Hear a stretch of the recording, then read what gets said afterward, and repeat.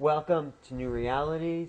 I'm Alan Steinfeld. Today I have with me Jordan Maxwell, and he is a analyst of symbolic realities, the way people have taken information and also distorted it in order to control people's minds, and have used symbols which affect our subconscious and manipulate consciousness. Really, I think you really... That's the object of symbols, is to manipulate consciousness. Yeah, that's why you have symbols, because symbols tell you something, and they speak to you.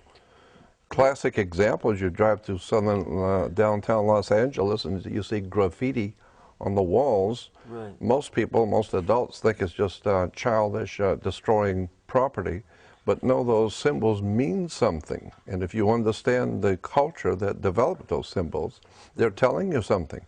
Well, it's not so much to manipulate, it's more to express. The basic... Well, but they're also manipulating you, because now you've read it, now you understand what it's saying, now you abide by what it's saying, so it's manipulating you. Or reacting to what Or reacting and to that's it, still a of course. manipulation. Yeah. So is there any way to avoid... Not in this world.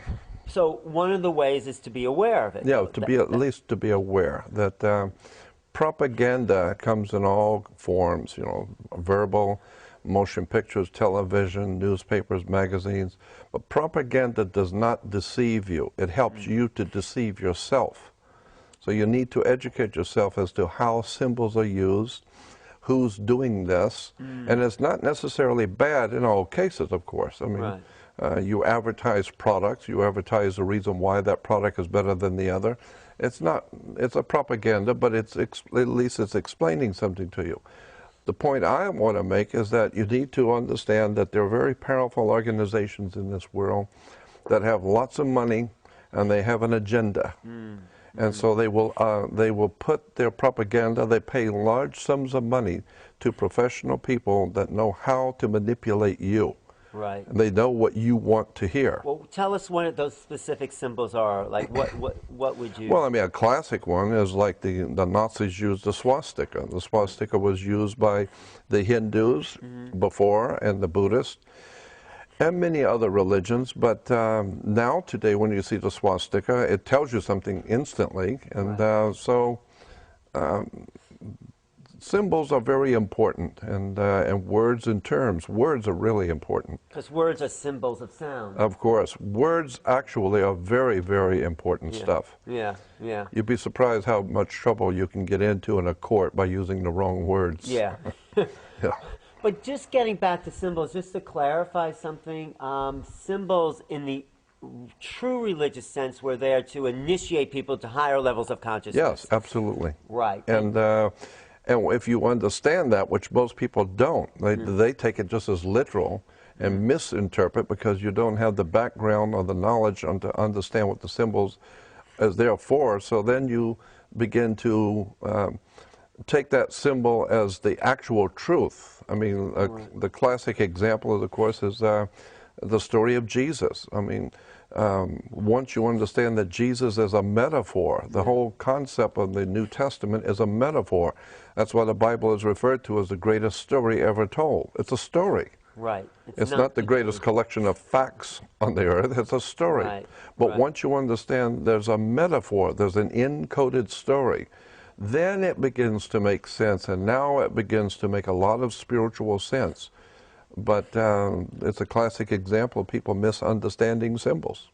So they take the symbols, and the people in control that want to control consciousness... They keep reinforcing the misunderstanding. Keep reinforcing it by their continual television shows and harping on certain understandings. So, like Hitler said, you just keep telling a big lie, and eventually everybody's going to believe it. And so that's what's happened in Christianity, is that so much has been misrepresented from the original 2,000 years ago to that today we've got a whole world of religion that's based on ignorance, ill-informed. It's just an incredible misunderstanding of the concept of Christianity. So how do we break that down and free people to... Education. Very simple. The stuff you're saying? Well, and it's not like I'm coming up with something vastly different that no one's ever heard. No, it's in a library. Go to the library and pick up a book on the origins of Christianity, the origins of religion, the origins of America. It's all there. I mean, wisdom and knowledge is everywhere if you just want to take the time to look.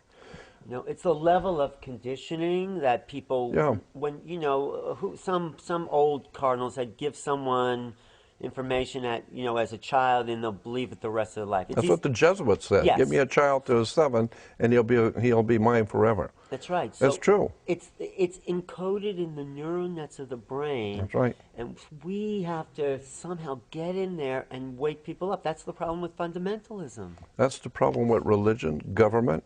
It's everywhere. All institutions are infected with this problem. I mean, even education, universities and colleges, they have a code of knowledge, and you cannot step outside of that box. And your mind is like a parachute. Doesn't work if it's not open. Right. Once you begin to open your mind and start studying and reading and getting the background on symbols and terms and words, you begin to understand that we've been manipulated from birth.